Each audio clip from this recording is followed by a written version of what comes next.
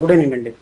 సరే, ఏంటి అసలు సుగాలి ప్రీతికి న్యాయం జరగాలంటే ఏం చేయాలి? సుగాలి ప్రీతికి నేను ఫైట్ చేయడం వల్ల ఇప్పటివరకు న్యాయం జరిగింది, 5 ఎకరాల భూమి వచ్చింది, 5 సెంట్ల స్థలం వచ్చింది, 2 ఉద్యోగాలు వచ్చాయి, ఇవి పవన్ కళ్యాణ్ గారు మాట్లాడుతున్నారు.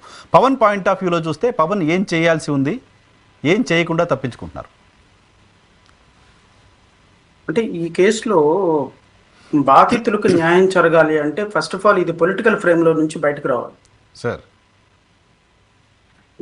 మీరు ఇందాక ఇంట్రడక్షన్లో ఒక మాట చెప్పారు, సగటు రాజకీయ నాయకుడు కంటే పవన్ కళ్యాణ్ గారు దీన్ని రాజకీయాలకి వాడారు అని.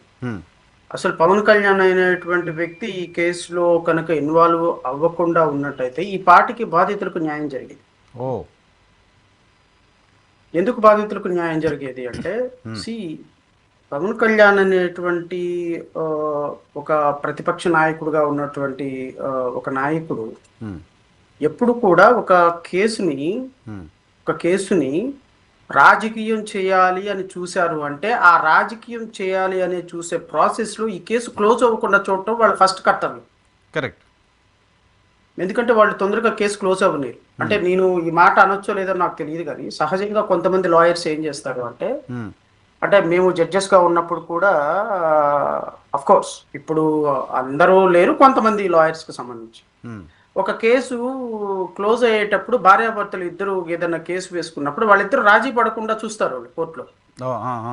వీలైనంత వరకు కేసుని ప్రొలాంగ్ చేయాలని చూస్తుంటారు. చాలా సందర్భాల్లో న్యాయమూర్తులు కూడా ఏమయ్యా వాళ్ళిద్దరు రాజీ పడతారంటే నువ్వెందుకు మధ్యలో అడ్డం పడుతున్నావు, నీకేం పని లేదా అని చెప్పి లాయర్ని తిట్టిన సందర్భాలు కూడా ఉన్నాయి. మేము సహజంగా ఒక ప్రాసెస్ ఎలా ఉంటుంది అంటే లాయర్ అనేటువంటి వ్యక్తి కేసు రాజీ అవ్వకుండా చూడటానికి ఎంత ప్రయత్నం చేస్తాడు, ఒక రాజకీయ నాయకుడు కూడా తనకు అంది వచ్చిన అంశాన్ని రాజీ అవ్వకుండా దాన్ని క్లోజ్ అవ్వకుండా చూసుకుంటూ తన రాజకీయ లబ్ధిని చేకూర్చుకునే ప్రాసెస్లో ముందుకెళ్తూ ఉంటారు. అలా వెళ్ళినటువంటి కేసులో ఒక కేసు పవన్ కళ్యాణ్కి దొరికినటువంటి సుగాలి ప్రీతి కేసు.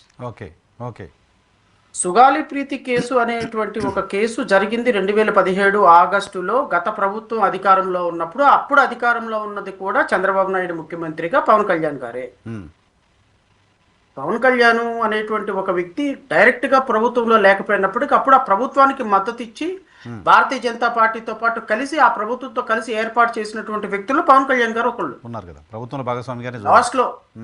లాస్ట్ లో ఏదో కొద్దిగా డిఫరెన్స్ ఆఫ్ ఒపీనియన్స్ వచ్చి బయటకు వచ్చారు తప్ప వాళ్ళు టిల్ 2018 వరకు కూడా భారతీయ జనతా పార్టీ, పవన్ కళ్యాణ్ అండ్ చంద్రబాబు నాయుడు గారి గవర్నమెంట్ కోరిలేషన్ గవర్నమెంట్. అవును. సో ఈ ప్రభుత్వంలో జరిగినటువంటి ఒక తప్పుని ఇంకొకటి కూడా చెప్తా, ఈ ప్రభుత్వంలో ఆగస్టులో జరిగితే విత్ ఇన్ స్పాన్ ఆఫ్, ఎందుకంటే ప్రజలకు కూడా డేట్లతో సహా చెప్పాలి కాబట్టి మనం కొంత వాస్తవాన్నే మాట్లాడుకుంటాం. ఈ కేసు జరిగిన తర్వాత నరసింహరావు గారు గత ప్రభుత్వంలోనే ఈ కేసు 28/5/2018 అంటే ఈ కేసు ఆగస్టులో జరిగితే ఆల్మోస్ట్ ఆల్ అదొక 4 నెలలు, ఇదొక 5 నెలలు, 9 నెలల్లోనే ఇన్వెస్టిగేషన్ కంప్లీట్ చేసి special judge for trial of SC and STs PO act cases come 6th additional district judge కర్నూలులో ఈ కేసుని SC ST కేసు నెంబర్ 162/2018 కింద కేసు ఛార్జ్ షీట్ కూడా వేసేసారు. 18లోనే ఛార్జ్ షీట్ వేశారు. That was taken cognizance taken by the court it self. So ప్రాథమిక విచారణ complete చేశారు. ఈ కేసు విచారణ ఇన్సిడెంట్ జరిగింది వాళ్ళ హయాంలో, విచారణ జరిగింది వాళ్ళ హయాంలో, వీళ్ళు కేసు ఫైల్ చేసింది వాళ్ళ హయాంలో, ఛార్జ్ షీట్ ఫైల్ చేసింది కూడా తెలుగుదేశం పార్టీ హయాంలోనే. So once charge sheet Telugu Desam party హయాంలో ఫైల్ చేసిన తర్వాత ఇన్వెస్టిగేషన్ చేసినటువంటి ప్రతి అధికారి కూడా Telugu Desam party law and order గా ఉన్నటువంటి తెలుగుదేశం పార్టీ చంద్రబాబు నాయుడే రెస్పాన్సిబుల్ దానికి. అంతే కదా. ఎందుకంటే నీ ప్రభుత్వంలో ఛార్జ్ షీట్ ఫైల్ చేసిన తర్వాత జగన్మోహన్ రెడ్డి వచ్చి దాన్ని ఓపెన్ చేసే ప్రయత్నం చేయలేదని ఎలిగేషన్ చేయకూడదు. బికాస్ నీ కేసు ఇది జరిగింది కూటమి ప్రభుత్వంలో. ఇన్సిడెంట్ ఛార్జ్ షీట్ ఫైల్ చేసింది కూటమి ప్రభుత్వంలో. తప్పు చేసి ఉంటే పోలీస్ ఆఫీసర్స్ నిందితులకు కొమ్ము కాసి ఉంటే, నేను పవన్ కళ్యాణ్ గారు మాట్లాడిన అంశాల గురించే మాట్లాడుతున్నాను. పవన్ కళ్యాణ్ గారు ఈ రోజు DNA మారిపోయింది, ఇన్వెస్టిగేషన్ తప్పు జరిగిపోయింది అంటే ఇన్వెస్టిగేషన్ కంప్లీట్ అయింది నీ టైంలో కదా. తెలుగుదేశం పార్టీ హయాంలో ఛార్జ్ షీట్ నెంబర్ అయింది, సాక్షుల విచారణ జరిగింది మీ సమయంలో. నువ్వు తప్పు పడితే చంద్రబాబు నాయుడు తప్పు పట్టాలి. ఆ రోజున నిందితులందరూ ఉన్నది తెలుగుదేశం పార్టీలో. తెలుగుదేశం పార్టీలో వాళ్ళు చాలా కీలకమైనటువంటి వ్యక్తులుగా ఉన్నారు కర్నూలు జిల్లాలో. సో ఈ రోజు నువ్వు మాట్లాడిన ప్రతి మాటకి బాధ్యత వహించాల్సింది చంద్రబాబు నాయుడు. నువ్వు ఏ పోలీస్ ఆఫీసర్ని తప్పు పెడతావు? ఇన్వెస్టిగేషన్ కంప్లీట్ అయింది నీ చంద్రబాబు నాయుడు ముఖ్యమంత్రిగా ఉన్న సమయంలో. మీరు భాగస్వామిగా ఉన్న ప్రభుత్వంలో జరిగితే ఎవరిని మాట్లాడు? ప్రాథమికమైనటువంటి సమాచారం ఒక ఉప ముఖ్యమంత్రిగా కనీసం కామన్ సెన్స్ లేదా?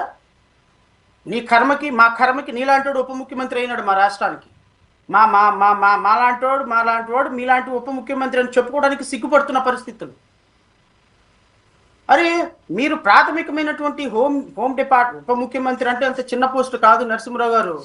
అరే మాలాంటి సాధారణమైన న్యాయవాదుల దగ్గరే ఇంత ఇన్ఫర్మేషన్ ఉన్నప్పుడు ఒక ఉప ముఖ్యమంత్రిగా నీ దగ్గర ఎంత ఇన్ఫర్మేషన్ ఉండాలి? డెఫినెట్ గా he has to have.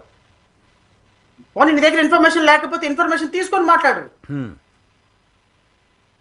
So ప్రాథమికంగా పవన్ కళ్యాణ్ అనేటువంటి వ్యక్తి ఈ కేసుని తన స్వప్రయోజనాల కోసం, రాజకీయ ప్రయోజనాల కోసం వాడుకున్నారు నరసింహరావు గారు. నెంబర్ 1. నెంబర్ 2, ఈ కేసుని క్లోజ్ చేసే ఉద్దేశం పవన్ కళ్యాణ్కి లేదు. ఓకే, ఈ కేసు కనుక అప్పట్లో కనుక పవన్ కళ్యాణ్ ఎంటర్ కాకుండా ఉన్నట్టయితే ఖచ్చితంగా 2020-21లో కరోనా అయిపోయిన తర్వాత దీన్ని సీరియస్ గా వాదించేవాడు. ఆ రోజే సిబిఐకి వెళ్ళిపోయేది. అప్పుడు రాష్ట్ర ప్రభుత్వం కూడా కమిటెడ్ గా ఉంది. రాష్ట్ర ప్రభుత్వం కూడా జీవో ఇచ్చింది. ఆ జీవో ద్వారా ఈ కేసు సిబిఐకి వెళ్ళింది. ఇచ్చిన జీవోలో ఒక చిన్న క్రైమ్ నెంబర్ మెన్షన్ చేయలేదు కాబట్టి మళ్ళీ రివైజ్డ్ జీవో ఇచ్చారు. ఆ రివైజ్డ్ జీవో కూడా కేంద్ర ప్రభుత్వానికి ఇమ్మీడియట్ గా ఫార్వర్డ్ అయింది. బట్ సిబిఐ టేక్ ఓవర్ చేయలేదు ఇన్వెస్టిగేషన్. సిబిఐ టేక్ ఓవర్ చేయలేదు. వీళ్ళ తల్లి వెళ్ళి సుగాలి ప్రీతి వాళ్ళ మదర్ వెళ్ళిపోయి సిబిఐ డైరెక్టర్ ని కలిసింది. సెంట్రల్ గవర్నమెంట్ లో అన్ని హోమ్ డిపార్ట్మెంట్ ని కలిసింది. సో అప్పుడు ఆ సందర్భంలో నేను హోమ్ డిపార్ట్మెంట్ ప్రిన్సిపల్ సెక్రటరీతో మాట్లాడాను. ఆమె అక్కడికి వెళ్ళి కలిసిన తర్వాత అక్కడ నుంచి ఫోన్ చేసింది, నేను మాట్లాడాను. సార్ ఈ కేసు సిబిఐ హ్యాండ్ ఓవర్ చేసినా కూడా, ఎందుకంటే section 6 of Delhi establishment act ప్రకారం సిబిఐకి మూడు విధాలుగా కేసు వెళ్తుంది. ఒకటి సిబిఐ వాలంటీర్లుగా టేకప్ చేస్తే, నెంబర్ 2 సెక్షన్ 6 ప్రకారం రాష్ట్ర ప్రభుత్వాలు రికమెండ్ చేస్తాయి, number 3 high court or supreme court under 226 under 32 of Indian constitution ప్రకారం ఆర్డర్ చేస్తాయి. ఈ 3 కేసెస్ లో సిబిఐ ఇన్వెస్టిగేషన్ చేయాలి. నెంబర్ 2 రాష్ట్ర ప్రభుత్వం రిక్వెస్ట్ కాదు, it is virtue of GO. Section 6 ప్రకారం రాష్ట్ర ప్రభుత్వం సిబిఐని అధికారికంగా అడిగింది. మీరు ఇంతకు ముందు మాట్లాడిన దాంట్లో ఉత్తర్వులు సిబిఐకి లేఖ రాశారన్నారు. సిబిఐకి లేఖ రాయటం కాదు, by virtue of section 6 of Delhi establishment act సిబిఐని అధికారికంగా జీవో ద్వారా ఉత్తర్వులు ఇచ్చింది. So CBI cannot go back now. CBI investigation 3 పద్ధతుల్లో జరుగుతుంది. నేను మళ్ళీ చెప్తా. కేంద్ర ప్రభుత్వం ఆదేశిస్తే, రాష్ట్ర ప్రభుత్వం ఆదేశిస్తే, సుప్రీంకోర్టు హైకోర్టు ఆదేశిస్తే. అరే 2వ చాప్టర్ ప్రకారం నేను రాష్ట్ర ప్రభుత్వం ఆదేశించింది సిబిఐని చేయమని. సిబిఐని చేయమని ఇచ్చిన కేసులో ఆ రోజు కనుక పవన్ కళ్యాణ్ అనేటువంటి వ్యక్తి దీన్ని రాజకీయం చేయకపోయినట్టయితే సిబిఐకి వెళ్ళిపోయేది కేసు. అనవసరంగా ఇతను ఇన్వాల్వ్ అయ్యి ఈ కేసులో నాలాంటి వాడిని జెన్యూన్ గా ఫైట్ చేసేటువంటి వ్యక్తిని పక్కన పడేయించేసి, నిజంగా పవన్ కళ్యాణ్ లాంటి వ్యక్తి వెళ్ళిపోయి నేను నీకు న్యాయం చేస్తాను, ఇదిగో నాకు 2 లక్షల మంది ఉన్నారు, 2 లక్షల మంది జనాభా ఉన్నారు, ఇదిగో నేను అది చేయగలుగుతాను ఇది చేయగలుగుతాను. సహజంగా బాధితులకు ఎవరికైనా నమ్మకం కలుగుతుంది. జడా శ్రావణ్ కుమార్ ఎవరండి? జడా శ్రావణ్ కుమార్ ఒక సాధారణమైన న్యాయమూర్తి, ఒక చిన్న పదవికి రిజైన్ చేసి వచ్చి లాయర్గా ఉన్నాడు. జడా శ్రావణ్ కుమార్ ఆయనకి ఎవరున్నారు, డబ్బులు ఉన్నాయా లేవా, మంది మార్పులో ఉందా లేదో తెలియదు. సో పవన్ కళ్యాణ్ అంత వ్యక్తి వచ్చి నాకు అష్యూరెన్స్ ఇచ్చినప్పుడు సహజంగానే ఆశ పుడుతుంది. సో అదొకటి. 2 నా మీద లేనిపోయినవన్నీ వాళ్ళ పార్టీ కార్యకర్తలు. మచిలీపట్నంలో ఉండేటువంటి ఒక లాయరు, అతను స్పెసిఫిక్ గా కర్నూలు వెళ్ళి జడా శ్రావణ్ కుమార్ నిందితులతో కుమ్మక్కైపోయినాడు, ఈ కేసులో కోట్ల రూపాయల చేతులు మారిని, దయచేసి నువ్వు ఆయన దగ్గర నుంచి కేసు తీసుకొచ్చి పవన్ కళ్యాణ్కి ఇవ్వు అని ఆ లాయర్ వెళ్ళిపోయి, పేరెందుకు అవసరం లేదు, చాలా పెద్ద అతను, అతను వయసులో చాలా పెద్ద అతను వెళ్ళిపోయి, వీళ్ళందరూ వెళ్ళిపోయి బాధితుల తల్లిదండ్రుల మనసుని పొల్యూట్ చేసి, వాళ్ళ మైండ్ని పొల్యూట్ చేసి, వాళ్ళు వచ్చి నా దగ్గరకు వచ్చి మా కేసు పవన్ కళ్యాణ్ గారు చేస్తారు, మీరు అమ్ముడు పోయినారంట అని చెప్పేసి గొడవపడి నా దగ్గర కేసు తీసుకొని వెళ్ళిపోయినారు. నేను చెప్పిన నమ్మకం లేనప్పుడు అనవసరం అమ్మా, మీరు కేసు తీసుకొని వెళ్ళిపోండి, మీ కేసుని మీరు తీసుకెళ్ళండి అంటే, లేదు మీరు కోట్ల రూపాయల డబ్బులు తీసుకున్నారని మాకు ఆధారాలు ఉన్నాయి, మాకు పవన్ కళ్యాణ్ గారు పార్టీ ఆఫీస్లో నుంచి చాలా సీరియస్ ఆధారాలు. అంటే ఒక మనిషిని క్యారెక్టర్ని అసాసినేట్ చేయడానికి ఎంత స్థాయికి వెళతారు అని చెప్పడానికి క్లాసిక్ ఎగ్జాంపుల్. మరి ఇప్పుడు పవన్ కళ్యాణ్ గారు ఎన్ని కోట్లు తీసుకున్నట్టు కదా? నేను అదే అంటున్నా. నేను ఇంతకు ముందు మాట్లాడింది కూడా అదే అంటున్నా.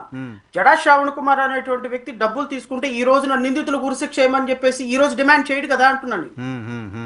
ఈ రోజు ఈ కేసు గురించి పొద్దున మధ్యాహ్నం సాయంత్రం ఇంత సీరియస్ గా ఆవిడ కోసం ఫైట్ చేయను కదా నేను. సో నా జెన్యూనిటీని ప్రూవ్ చేసుకోవాల్సిన అవసరం లేదు ఇక్కడ. నేను మంచా చెడ్డ వాళ్ళు అనుమానించారా అనుమానించలేదా that is a different issue.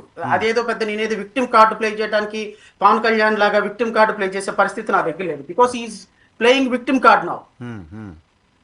ఏది పళ్ళు ఉన్న చెట్టుకే రాళ్ళు పడతాయి, నా మీదే నిందలేస్తారా అని హీఈస్ ప్లేయింగ్ విక్టిమ్ కార్డ్.